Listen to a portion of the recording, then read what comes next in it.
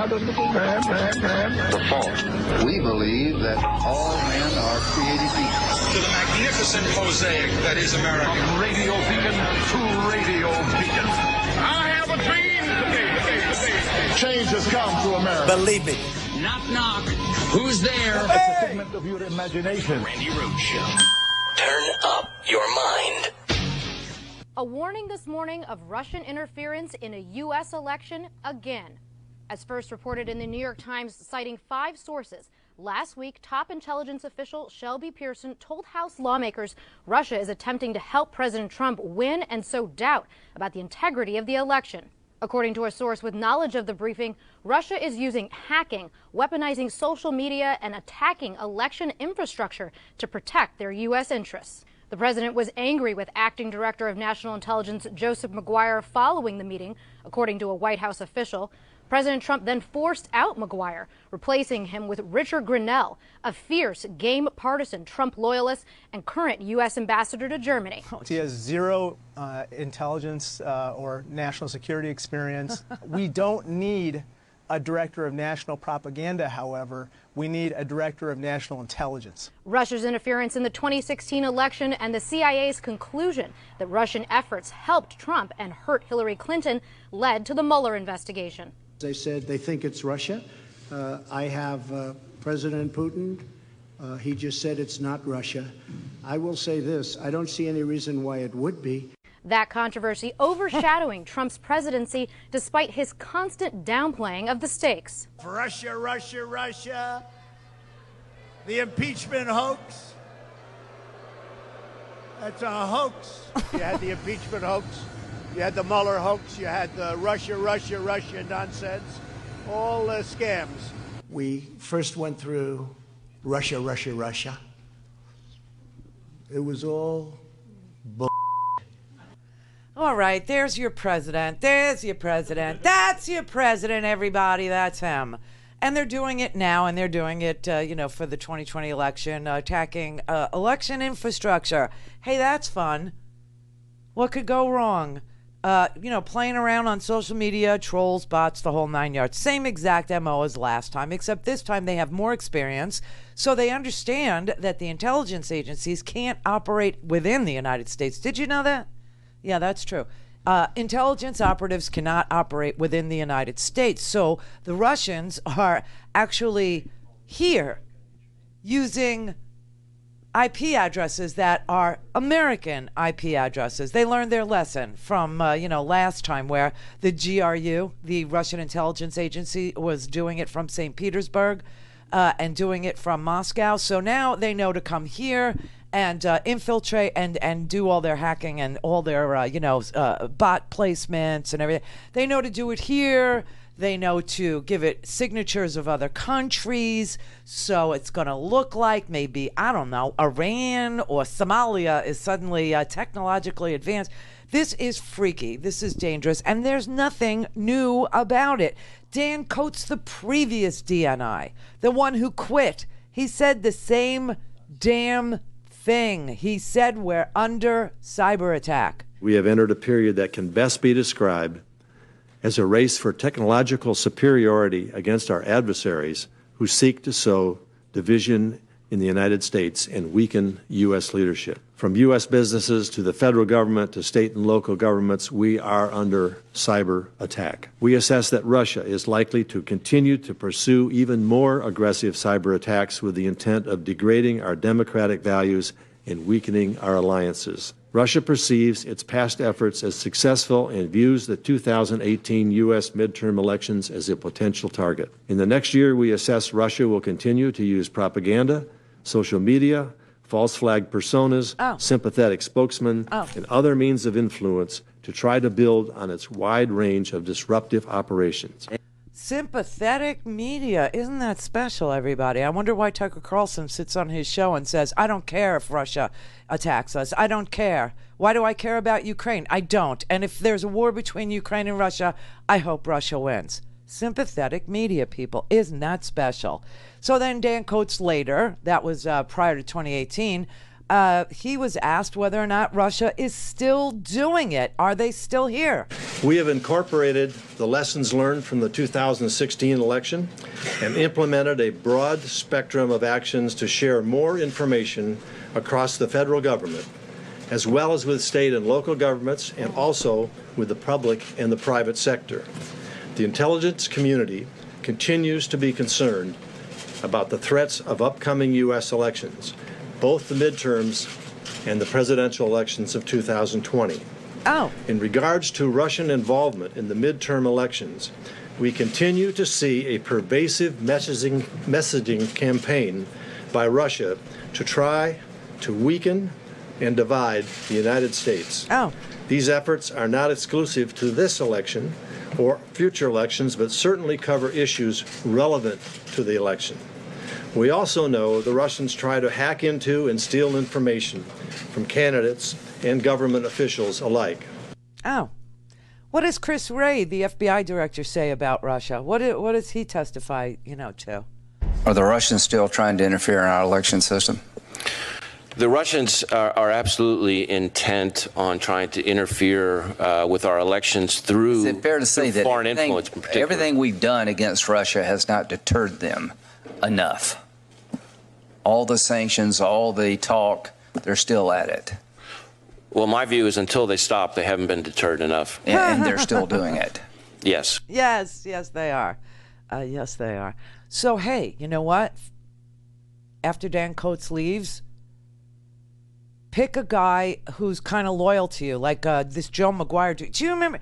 I think I was the only person that aired some of the hearings that happened when Joe McGuire, the acting DNI, had to testify because the IGIC, the Inspector General of the Intelligence Community, Mr. Atkinson, was forced to walk the credible and urgent, corroborated whistleblower complaint over to Congress because Joe McGuire, the acting DNI, violated the law.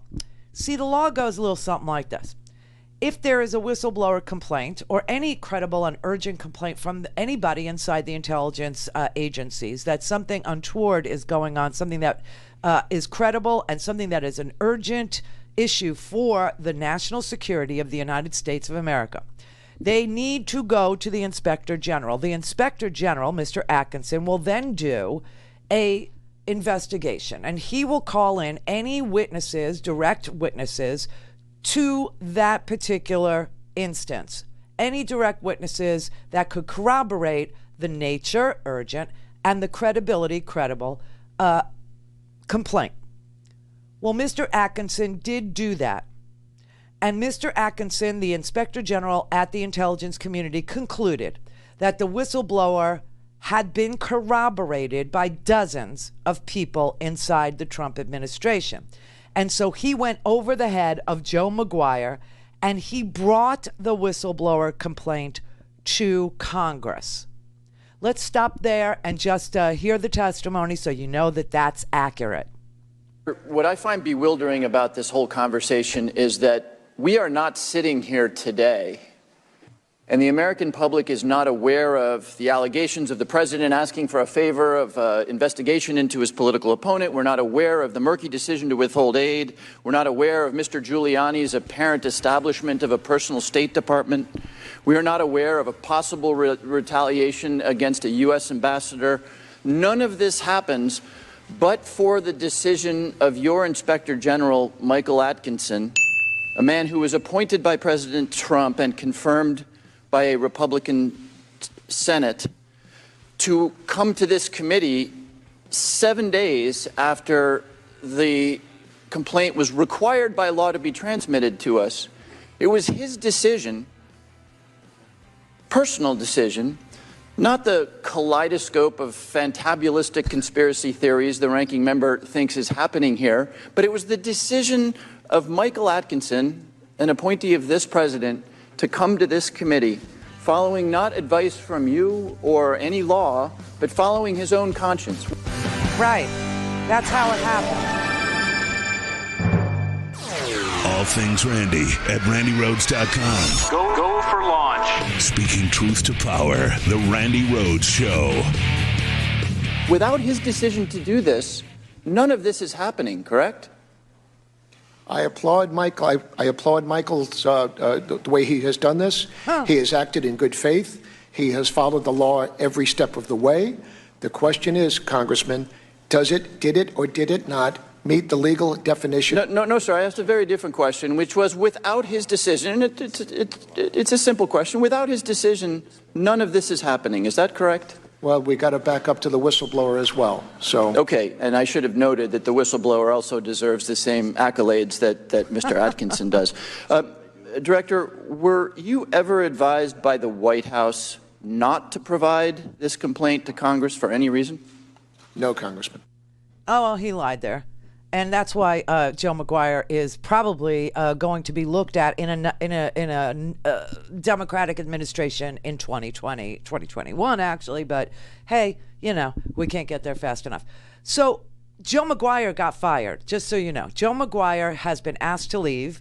Joe Maguire's deputy has been asked to leave. And the reason is because Joe Maguire did such a poor job of lying to Congress when he testified under oath about the White House's intervention in blocking the whistleblower's lawfully required report to Congress based on the fact that the Inspector General of the Intelligence Department found the whistleblower's complaint to be credible and urgent after he interviewed witnesses, first-hand witnesses, right?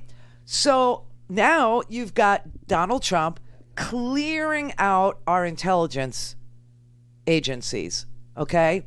And he has started with the guy on top, the DNI, the Director of National Intelligence. What does the DNI do? The DNI doesn't do any covert spying. The DNI isn't the CIA. The DNI doesn't do any investigation of terrorism or anything. The DNI is not the FBI. The DNI is not the CIA. They're not the FBI. They're not the NSA. They're not. What they do is they take all the intelligence provided by the other 16 agencies, and they put it all together, analyze it, and distill it into the presidential daily brief, the briefing of Congress about the threats America faces based on all of the intelligence agencies' work. All of them. All of them. So we don't like that. Trump doesn't like that. He doesn't like somebody looking at what everybody is finding and everybody's saying their hair is on fire. Everybody's lights blinking red. Russia's hacking. Russia's in. Russia's doing this. Russia's doing that. Russia's finding sympathetic Americans with, platforms that are large enough to suppress votes, large enough to get cult members, addicted to the cult, large enough to promote Russian propaganda theories like Ukraine did the hacking, not Russia. This is what the intelligence agencies are reporting to the DNI, and the DNI is supposed to tell this to the president. Seems like Joe Maguire tried to tell this to the president through a briefer named Shelby. She briefed Congress. She was tasked with briefing Congress on what all the intelligence agencies were finding out about Russia still doing this. Russia never left. Russia's still here. Russia made a deal somehow with Donald Trump. Because we don't know what happened in Helsinki. That's the thing. Dan Coates has said he has no idea when the president met privately with Vlad and stood on a stage in front of the entire world in Helsinki, Finland, and embarrassed us and trashed our intelligence agencies in front of the freaking world and defended Vladimir Putin's hacking. We didn't know back then that the plan was to extort Ukraine into saying that they had done it. We didn't know that. So Dan Coates was saying to the American people and anybody that would listen, as he was the DNI, hey, man, we don't know what kind of deal they made because no one was allowed in the room. In Helsinki, the president was alone with Vladimir Putin for 2 hours, more than 2 hours, with only translators. Basically, how do you know what happened? You were on the dark side of the moon. How do you have any idea what happened in that meeting? Well, you're right. I don't know what happened in that meeting. I think as time goes by, and the President has already mentioned some things that happened in that meeting, I think we will learn more. We did. But that is the President's prerogative. If he had asked me how that ought to be conducted, I would have suggested a different way. But that's not my role. That's not my job. So it is what it is. Oh, my God. That was our former DNI. It is what it is. It's not my role. It's not my place. I don't do, let's talk about it some other time. It's not the time. It's not the place. I just really can't believe it. But he didn't know what deal they made in Helsinki. He said as time goes by, we would learn more. Well, now we know what the deal was. The deal was Vlad wanted Donald Trump to distribute the propaganda, the false Russian talking points that it wasn't Russia, it was Ukraine. And the deal was that Donald Trump would set up Ukraine. They would set them up to take the fall. Now we know. Now we know. And that's exactly what Rudy Giuliani and Lev Parnas and Igor Fruman and all these back channel traitors to this nation were working on. That is what was going on. And that is what happened, and that's what Fiona Hill testified to. Did I just do that with my elbow? Wow, multitasking like crazy. But that is what happened, and now we know what happened. So here you have, the FBI director, the former DNI. You've got every single reporter in the United States who is credible. You got the New York Times, you got the Washington Post, citing 5 or 6 or 10 sources saying that the President of the United States is gutting out the DNI's office. They're gutting out the DNI himself. They are putting in a sycophant. They're putting in a guy. Now, one of the things to be the Director of National Intelligence in the description of the job is that you shall have, those are the words, shall, not may, shall have previous intelligence experience. Well, this guy, Grinnell, that he's picked, who is our ambassador to Germany, does not have any experience at all. He had no experience in international anything, and he has no intelligence experience. So he's a perfect choice for Donald Trump, which violates the statute for nominating somebody. So Trump decides, just like he has with all these other acting positions, this Joe Maguire was also acting, that he won't nominate him, and that the Senate doesn't have to confirm because he'll make him acting also. That's why you have so many acting inside the Trump administration, because these people could never pass the statutory requirements for their jobs. They couldn't. And so the Senate would have to twist itself into a pretzel or, some twister game in order to vote to confirm this man, because he can't even meet the statutory requirement for the job. But the president would like us to be without a director of national intelligence throughout the election. Yeah. Call in, connect.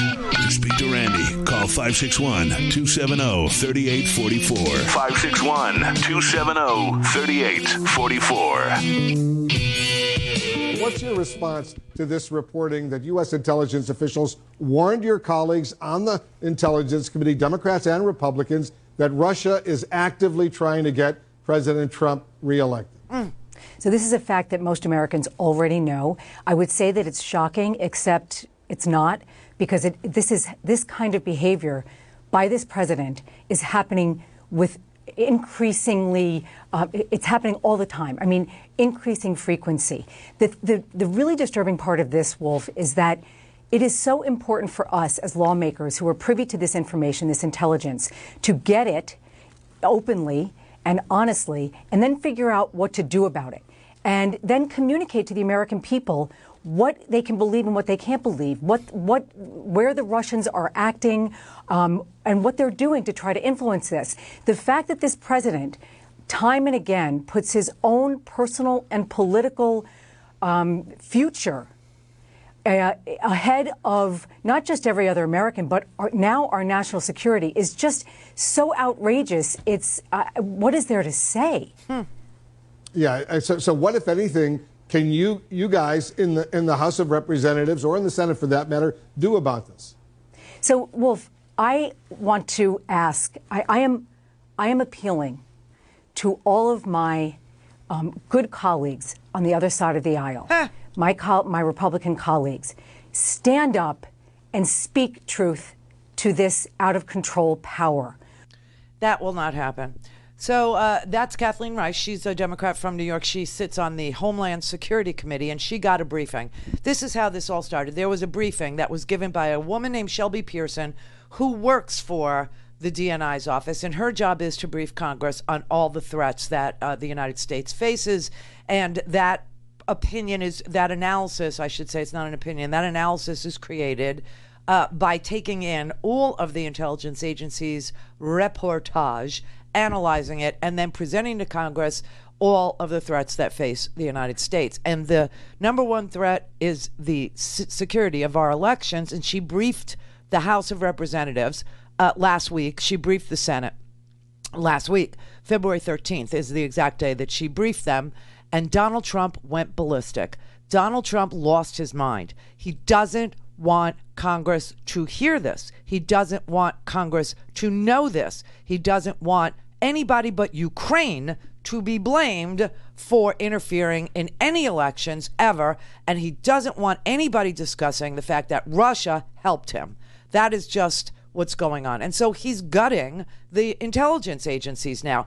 And, you know, he's already done it to the Department of Justice. You had prosecutors resign en masse over the interference that Bill Barr did with the Roger Stone sentencing memo. You have Donald Trump screwing up just about, the Homeland Security Agency with the, family separation policy, and everybody resigning from that and having to leave. You got like every single agency is being poisoned by Donald Trump. You had ambassadorships in the State Department being sold. Now he's gutting all the career officials in the State Department. You've got the National Security Council being gutted. Not just Alexander Vindman, but Alexander Vindman's brother too. Why not? Just take it. And he's a JAG officer. He's, an ethics guy. He's literally a JAG officer, his brother. Which just, this is just, spite effing the government so that he can do what he wants.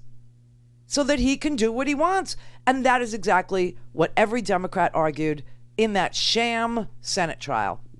That is what all the House managers argued would happen if you let him go, if you didn't hold him accountable. And they didn't hold him accountable, and he's doing it again.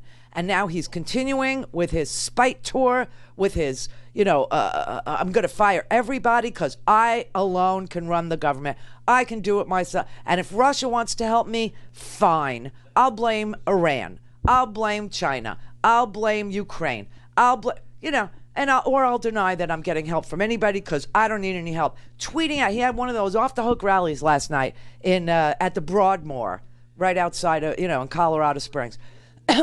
That thing was so poorly attended, I can't even tell you. He had like 8,000 people there, and they're tweeting out, big crowds for Donald. And so follow me on Twitter, @Randi Rhodes. I was tweeting out, this is what a crowd over 20,000 looks like, and tweeting out Bernie rallies, and tweeting out pictures of Elizabeth Warren in New York City, and Elizabeth Warren, and Bernie's rally in Tacoma, 17,000 people.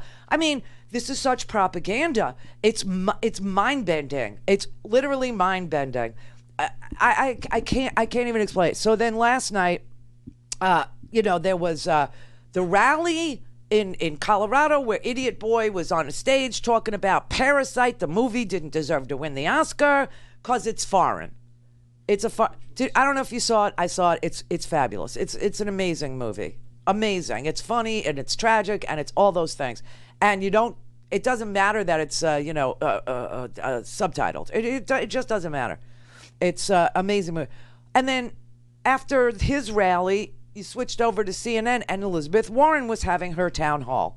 And she was asked about these Republicans. She was asked about how do we protect our elections. She was asked about the gutting of all these agencies, including the intelligence agencies, the Department of Homeland Security, the State Department, all these, like, what in the world is going to happen to our elections in 2020? And since she's on the ballot for at least the primary portion, you know, she cares about it. So look, let's start with. Oh, that's not the rally. Which one is the rally? I mean the town hall. Which one is her town hall?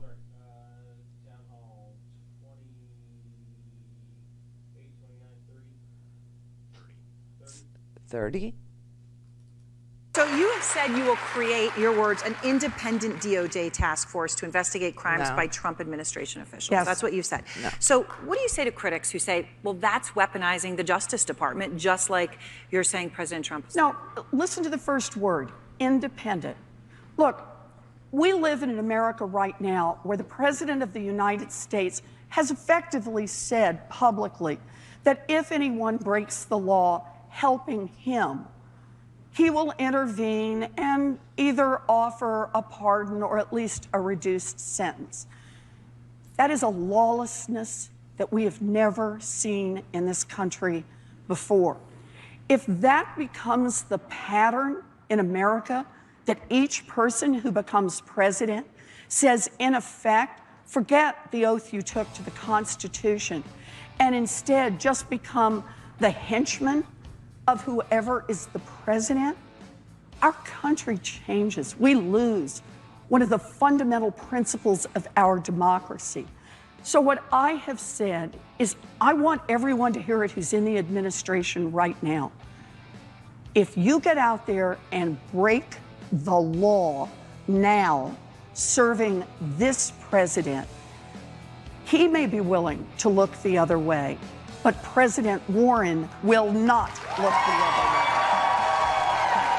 way. Okay, so that was about holding people accountable. I think the portion where she talked about how the senators are turning a blind eye to all of this election interference was from MSNBC. So I'll play that, bump it back.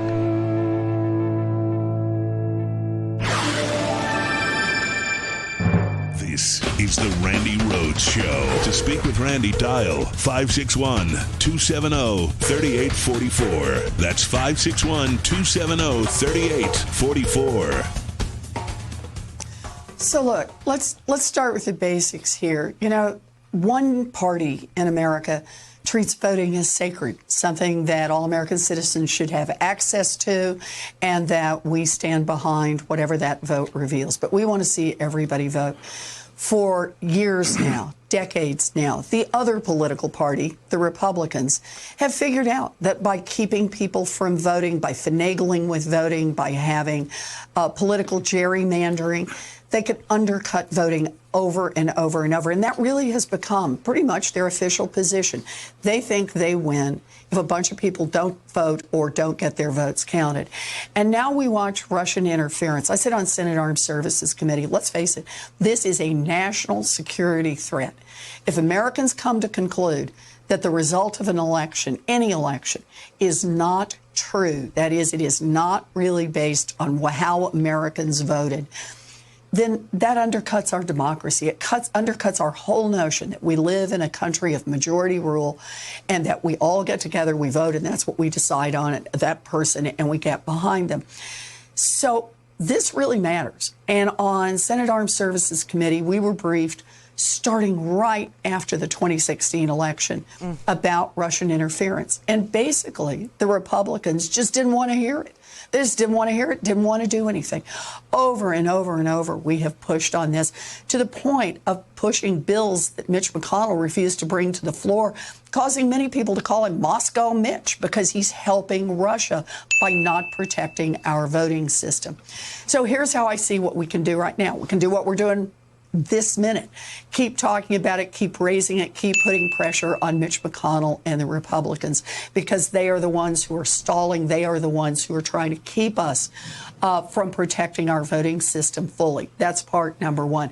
Part number two is we got to remember there are a lot of good people in government. Yeah, there are these political appointees at the top, and yeah, they got a lot of power, but there are a lot of good people in this government who are trying to keep the systems operating and operating fairly. We need to remember that, and we need to support them in this effort. And the third thing, Democrats got to win in November 2020, and when I say they got to win, they can't win by a little bit. They got to win by a lot. So I keep saying they can't get within cheating distance. That's the whole thing, you know? That's the whole enchilada. Now, she goes on to say, you know, she's talking to Lawrence O'Donnell there. That's Elizabeth Warren. And she goes on to say that she has a plan for that. So I looked it up, and she does. It's called Strengthening Our Democracy, and it's only, you know, it's 7 pages long. I read through the whole thing.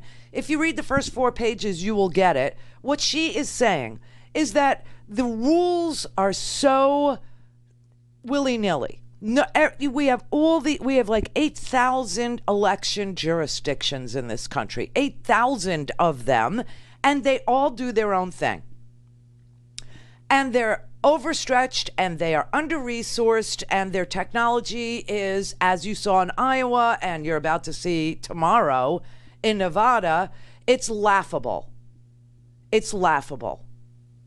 So we need to have an agreement that everybody's going to use one approved ballot form, you know, one approved format, instead of I vote on a butterfly ballot where the dots are right in the middle, and on both sides you have names.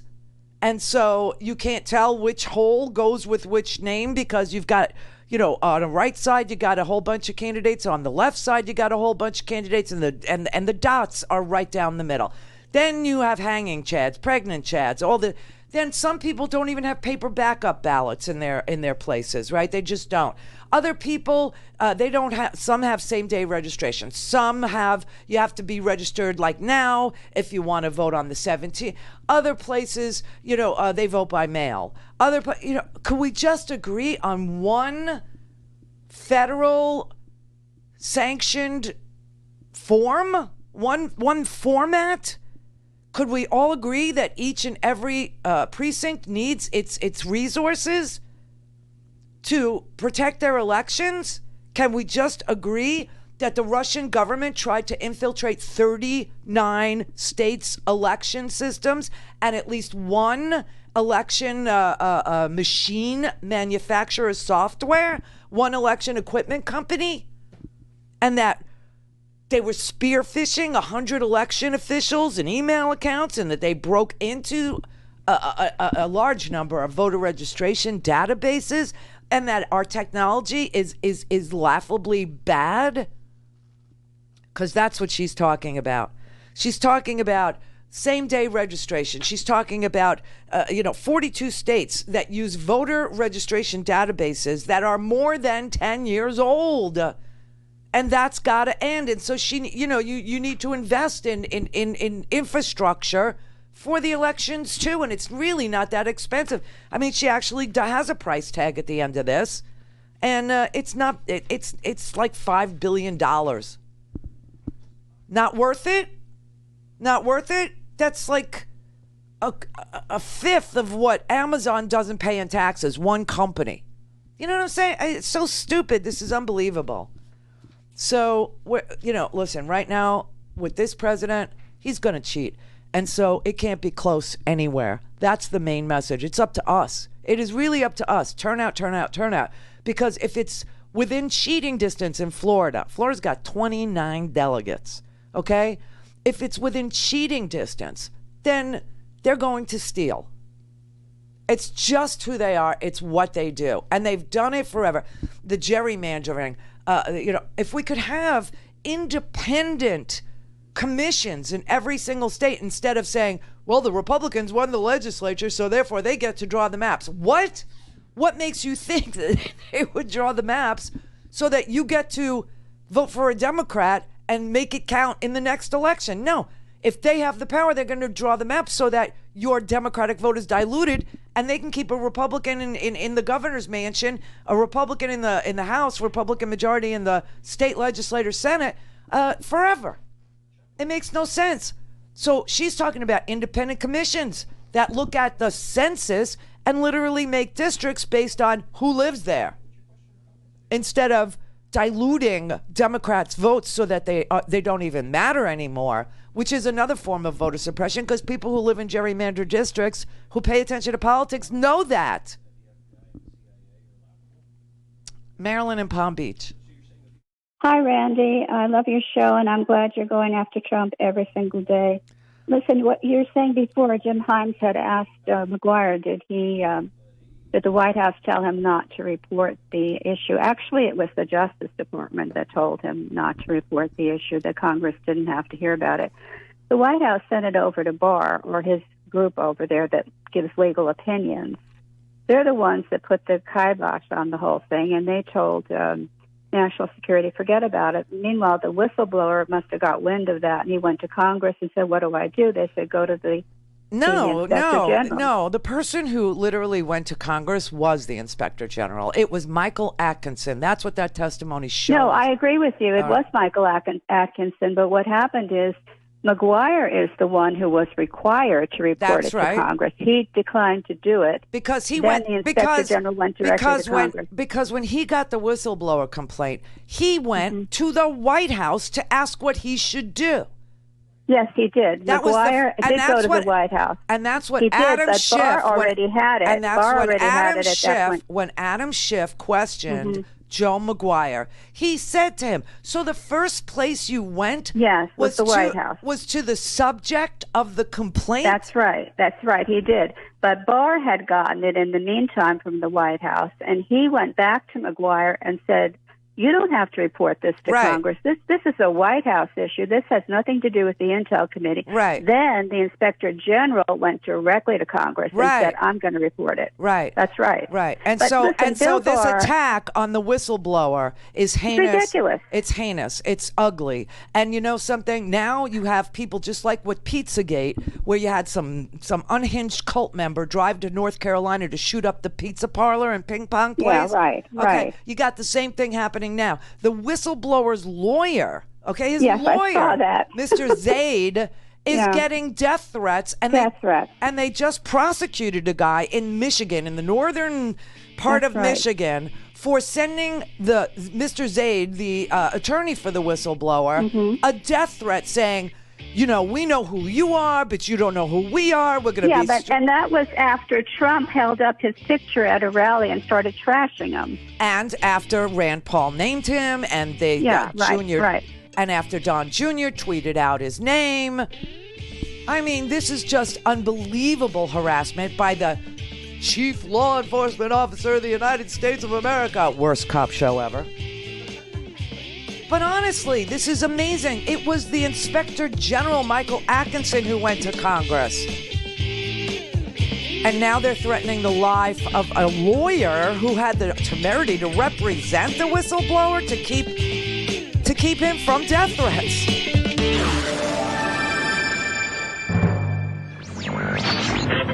Mary had a little lamb.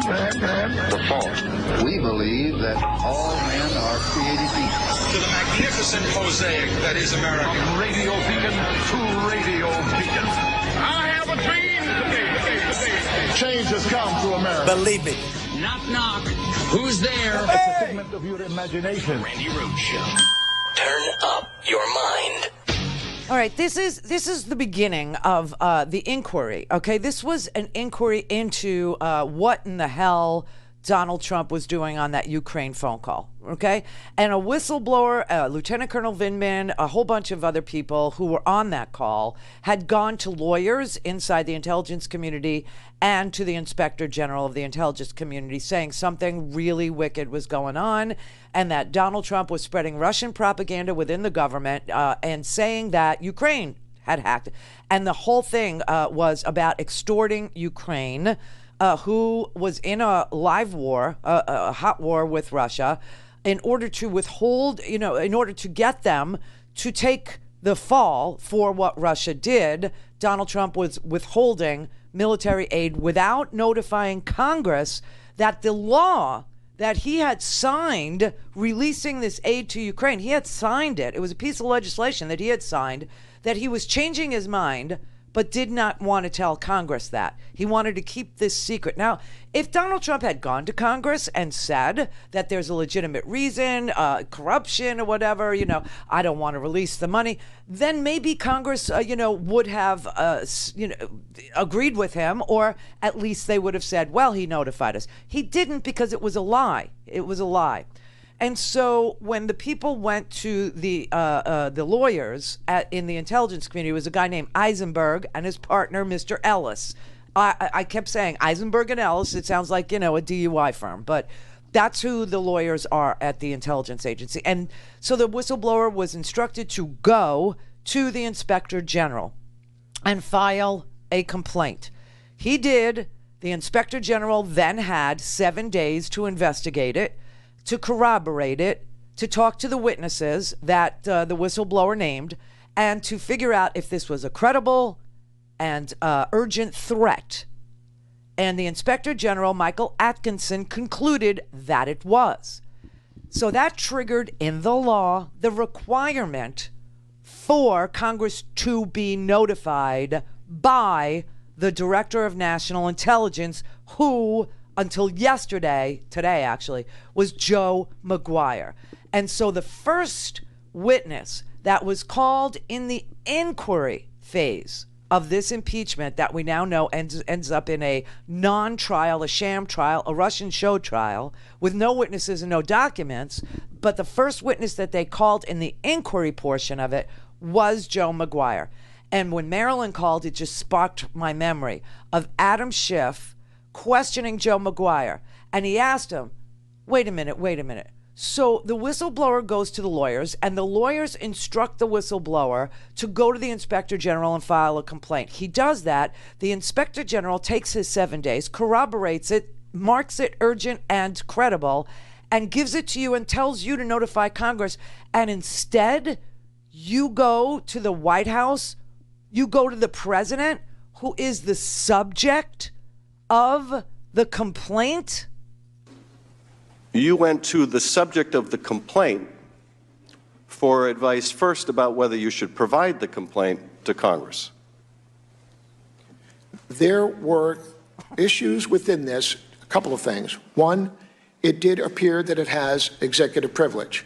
If it does have executive privilege, it is the White House that determines that.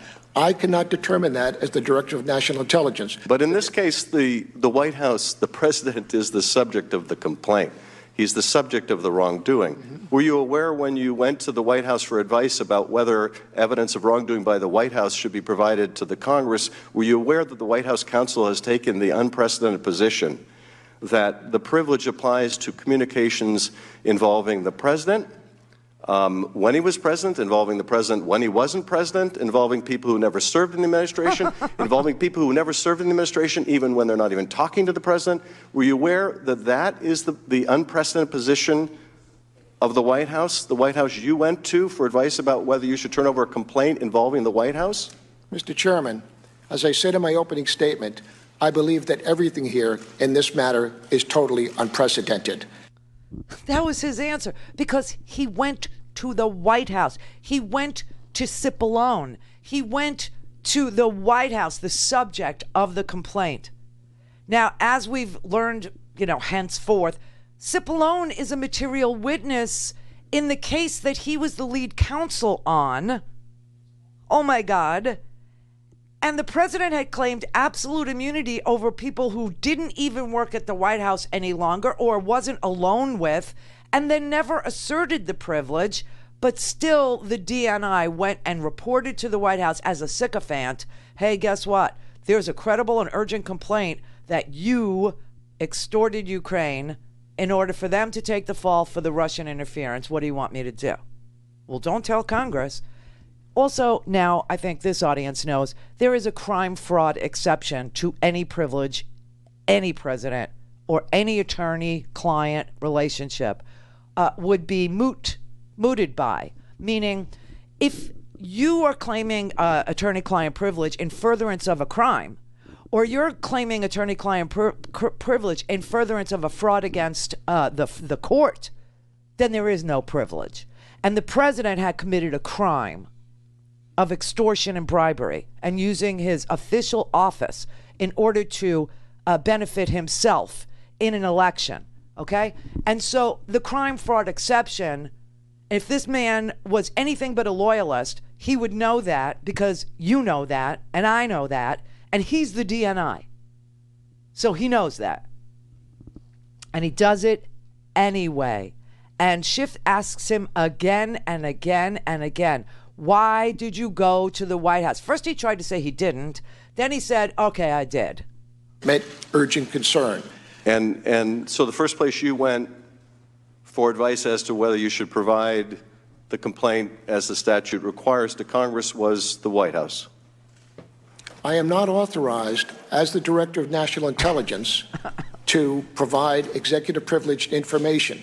I think it is prudent, as a member of the executive branch, to check to ensure that, in fact, it does not. I'm just asking about the sequencing here. Did you first go to the White House to determine whether you should provide a complaint to Congress?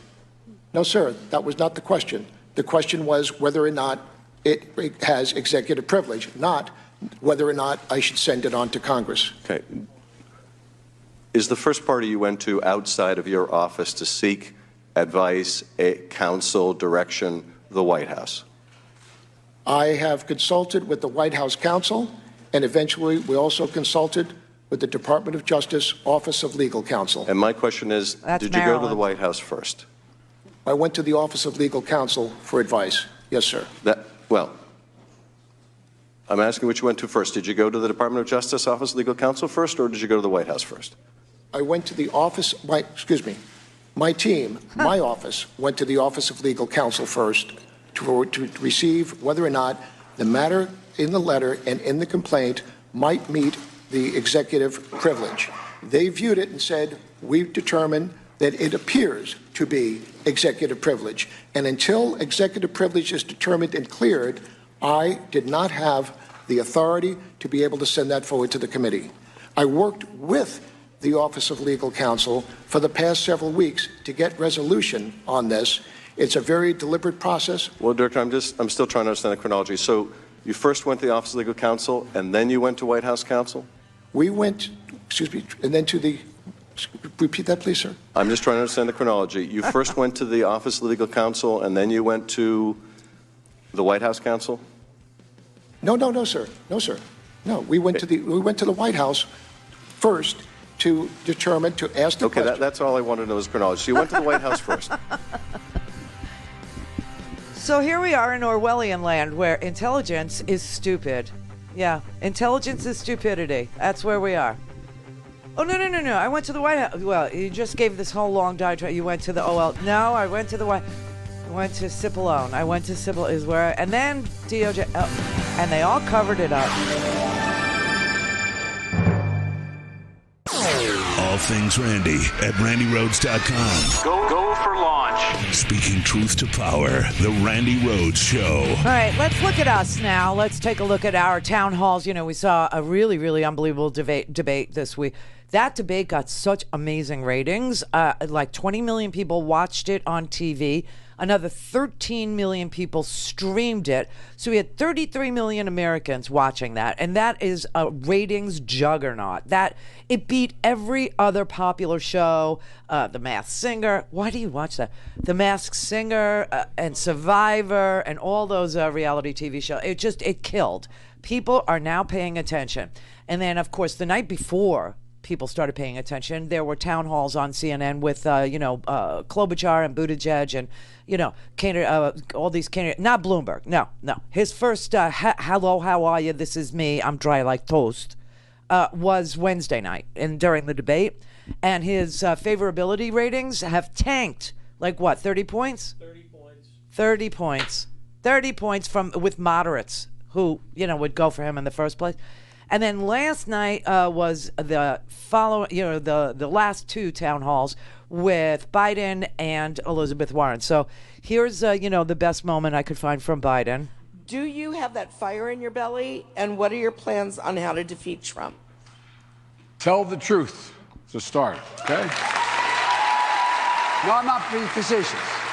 Look, What I'm not going to do is I'm not going to get down the gutter with Trump. That's where he's most comfortable. I'm not being a wise guy now. I'm being deadly earnest. You know, remember when that tape came out about, you know, Access Hollywood and he can grab women and all that stuff? And everybody said, God, that'd kill any politician. They're done. They're over. Well, what happened? We responded in kind. We said, well, all of a sudden, you know, this is what we're going to do. Instead of talking about what he's done, and then it gets back to this back and forth, and it's about what he hasn't done for America. What? He has devastated this country. He has put us in a terrible situation. He has diminished the middle class significantly. He has made it more difficult for everybody who is struggling every single day just to make it. The people I grew up with, be able to do anything about it. It's just amazing. So, but by the way, if he stands behind me like he did Hillary, I'm going to say, Jack, come here.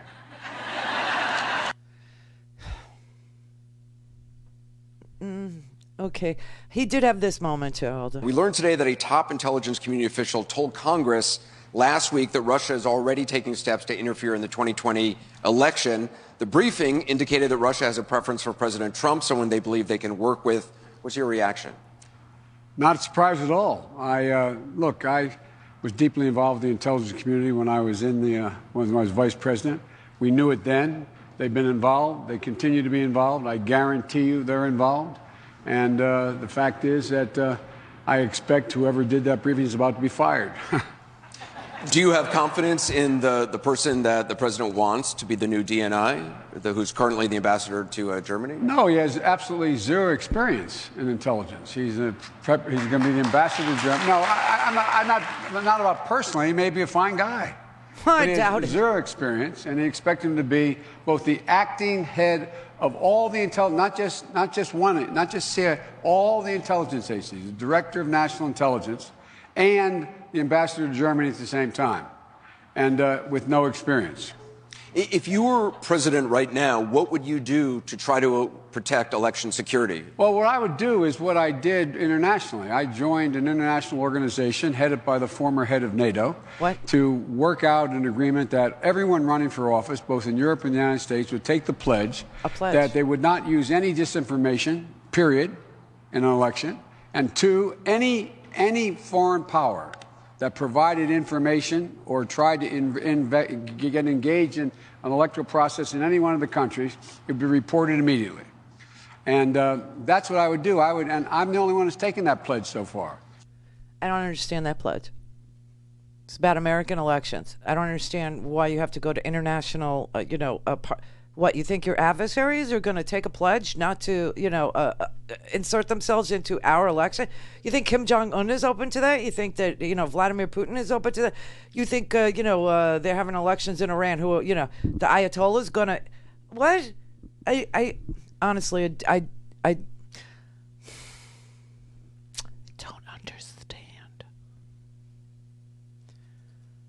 Last night in the debate, I had an exchange with Mayor Bloomberg about the question about sexual harassment and discrimination that had occurred, and there have been many allegations about this.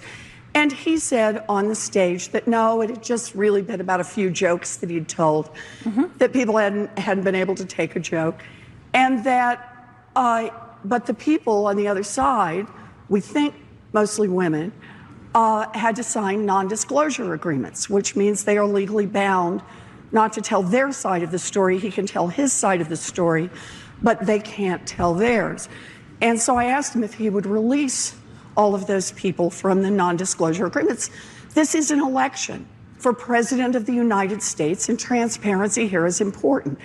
So I used to teach contract law, and I thought I would make this easy.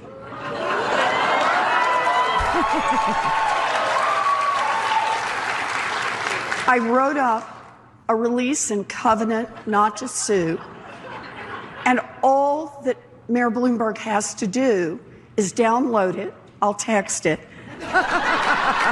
sign it, and then the women or men will be free to speak and tell their own stories. And if I can... She reads it. It's like, a couple paragraphs. I hold harmless these women who want to tell their stories. Sign Mike Bloomberg. I mean, the difference in the clarity and the plan. I told you, she's got an entire plan to protect democracy, and she has laid it out about how ridiculous it is that we have 8,000 jurisdictions, and that 8,000 jurisdictions have 8,000 different ways of registering, 8,000 different ways of keeping their databases, 8,000 different ballots, 8,000 different registration deadlines, 8,000 different forms that we all have to get used to when we vote. And some, from one election to another, the form could change. One year it could be the butterfly ballot, and then the next year you're going to be voting on a machine with no paper backup, and then the next year you could be voting on paper and you feed it into a machine. So she had a concrete idea about stuff and things that matter. About gerrymandering, she talked, and he's talking about international agreements not to provide up or research or take up. So let's talk about what's going to happen next week. Starting next week. Okay, tomorrow, Nevada has its caucuses. However, all this week, Nevada has been early voting. Now, what's really, kind of sad and unfair if you're a Warren supporter is that early voting started before Wednesday night's debate and before last night's Warren town hall. And so she obviously won that Wednesday night debate, and that town hall last night was pretty banging with, concrete plans and, non-disclosure release forms. I mean, it's like she shows up with an answer for all that plagues us, but you early voted. Call in, connect. To speak to Randi, call 561-270-3844. 561-270-3844. So here's how effective Elizabeth Warren is.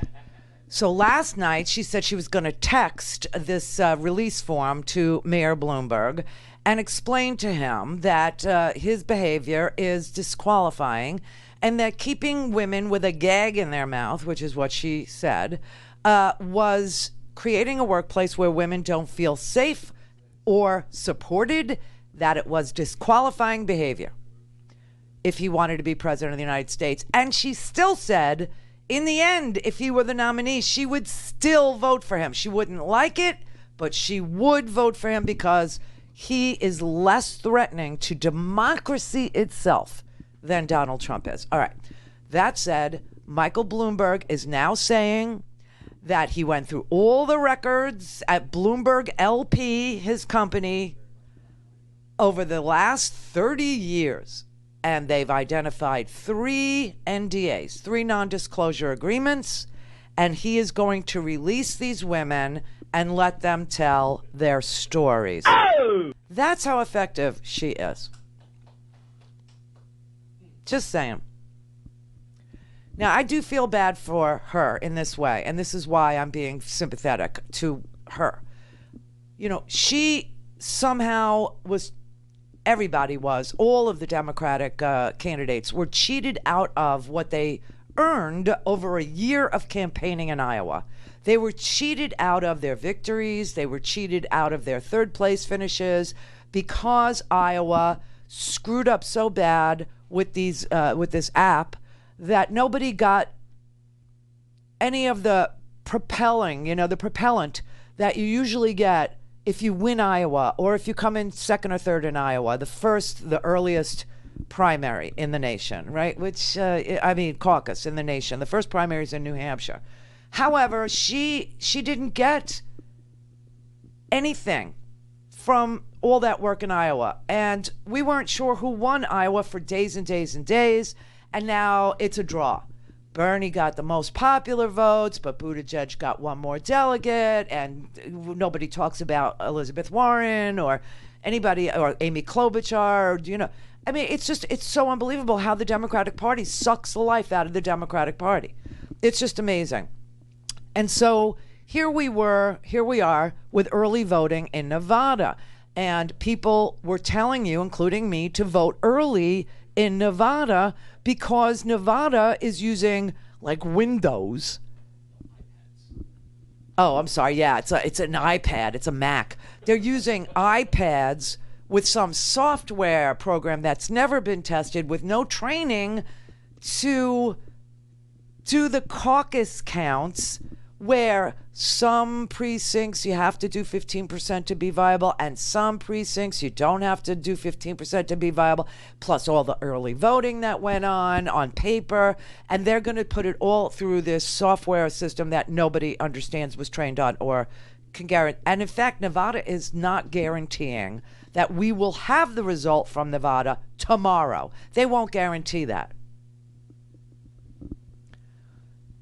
Now, in places like Canada where they vote on paper ballots, they have the results same day. But not us. Oh, no, not us. And not even for one state and not even for a caucus. It's just like amazing. So I feel really bad for these candidates. I really do, because they've been working their tails off. I mean, I think that you see how hard they work. I think that you can see what a hard worker Amy Klobuchar really, truly is. How indefatigable she is. How amazingly organized Elizabeth Warren is. How amazingly organized Bernie Sanders is. I mean, these organizations and the way they run their campaigns is the first look at a lot of the candidates' executive skills. Right? You say, oh, well, they're legislators, or, oh, he's a mayor, or look at the way that they're running their campaigns. Look at the way Buttigieg is running his campaign. Look at the way Klobuchar is running her campaign. Same with Warren, same with Bernie, same with Biden. Look at the way they're running their campaigns. Why? Because that could be your first look into their organizational skills, which they will need to be an executive. So these are very important things to look at. I think they're all extremely hard workers. Bloomberg, on the other hand, he spends 2 weeks every month at his other home in Bermuda, one of the world's most famous tax havens. And he was, cowed by Elizabeth Warren last night, presenting a legal argument about how he could release these women if he wanted to, and today he does.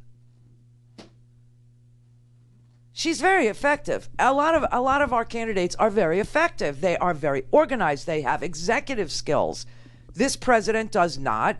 And Bloomberg decided, I don't need to show you who I am. I'm just going to stand behind ads. I'm just going to, present a imaginary opinion of me created by marketing. And then when you get the product, you go, this doesn't work. Do you see what I mean? All right, so tomorrow is the caucus in Nevada. And then 3 days later, next Tuesday, we have the primary in South Carolina. Joe Biden has a lot to lose if he doesn't come in first place in South Carolina, because he's supposed to be the guy with all of the African-American support. And if he doesn't, succeed in the Democratic Party in South Carolina, and he doesn't come in first place, the entire electability argument is out the window. So if you're supporting Joe Biden, you have to pay attention to South Carolina next week, okay? Also, Nevada is important to Joe Biden because that's, a very Latino vote. This is a big union place. Nevada has, like, very, very, high union membership counts. So Nevada is important for diversity, and it's important for union affection, and also South Carolina is important for diversity, and Joe Biden has to come in, in the top two in both of these places. Right after South Carolina, South Carolina is it's the 29th. 3 days after South Carolina is Super Tuesday. And this is what Bloomberg is working for. He thinks that he didn't need to participate in any of the pork on a stick, any of the fairs, any of the 99 counties in Iowa. He didn't need to do anything except, show up at a debate where the rules had to be waived for him because he doesn't have enough donors. His donors are in his own wallet, and he didn't have delegates, and you had to have at least one, and he didn't. So they waived the DNC, waived all the rules, and put him on the debate stage, which he's got to be thinking to himself, Why didn't I just take $400 million, put it in a wheelbarrow, and throw it into the furnace and set it ablaze? At least I would have had a fire to keep me warm. But he's looking at Super Tuesday. Why? Because it's like the Costco of delegates, meaning you buy them in bulk. And so that's 15 states worth of delegates. And so after March 3rd, after Super Tuesday, we're going to start to see whether or not it looks like any of these candidates can win 50% plus one of the 1,991 delegates needed to not have a contested convention. This is the Randi Rhodes Show. To speak with Randi, dial 561-270-3844. That's 561-270-3844. All right, I just want to give you a couple of numbers real quick, okay? So the number of delegates that you need to have to be the nominee for the Democratic Party is 1991, like the year, 1991. It was a great year, okay? 1991. It was the year before I got into radio, talk radio. I was still a DJ, 1991, okay? So here's the debate that we're going to have.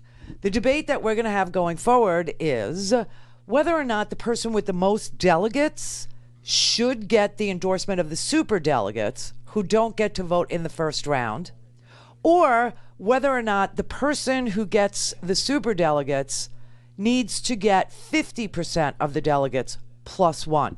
So 1991 would be the total number to get the nomination. If you wanted to say that you had 50% plus one, you would need 996 delegates.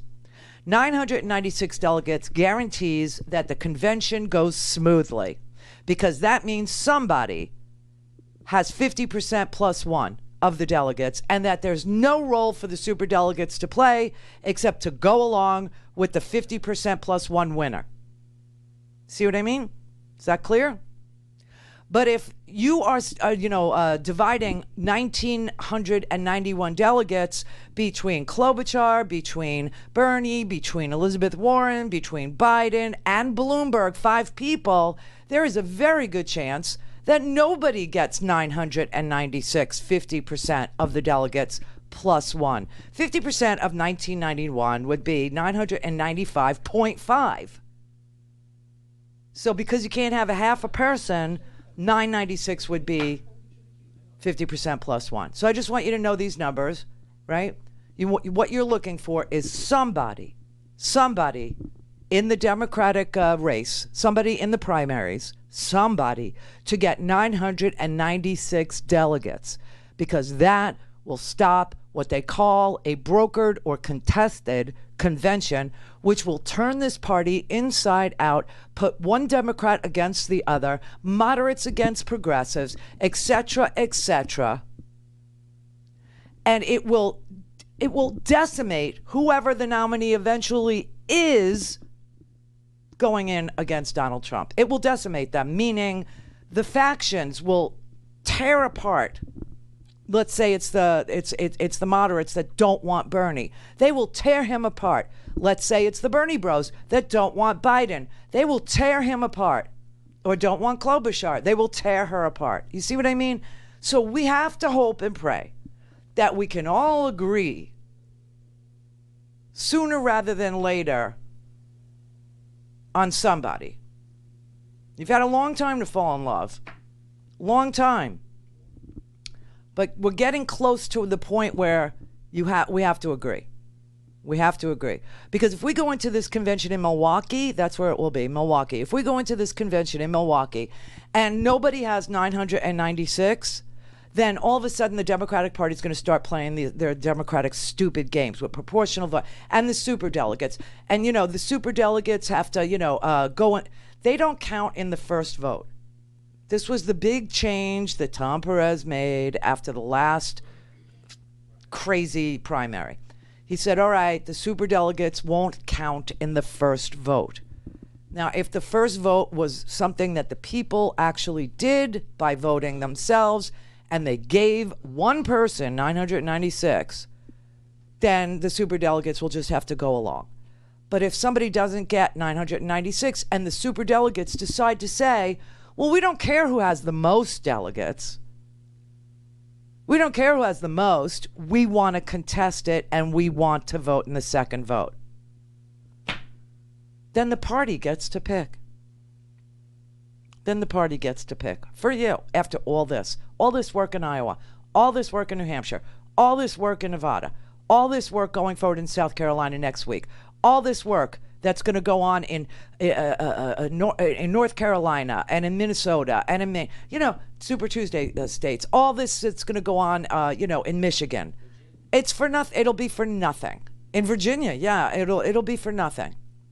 It'll be for nothing.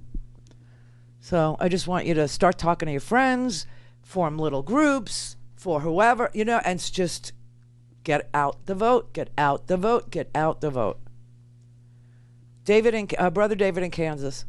And speaking of getting out the vote and talking to your friends, chat room, you know what to do. Tell 10 people who don't listen or watch to listen and watch, and go to RandiRhodes.com. Or at least just follow me on Twitter at Randi Rhodes. I mean, if I had 1 million Twitter followers, could I make money off of that? Would I be able to sell things to publishers, let's say? Yeah. And then could I lay off of you? Yeah. Exactly.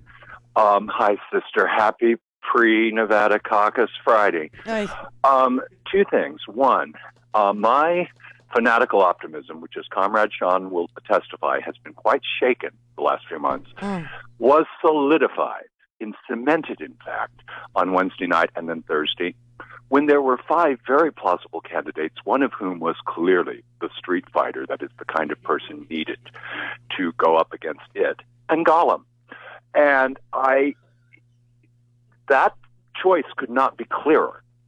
If they have a D after their name, I vote for them, except for one ring to rule them all. It's trading it, the scary Pennywise Como clown in the White House, for one ring to rule them all. No. Now let's get back to Parasite, one of my 2 favorite films of last year. It was so good.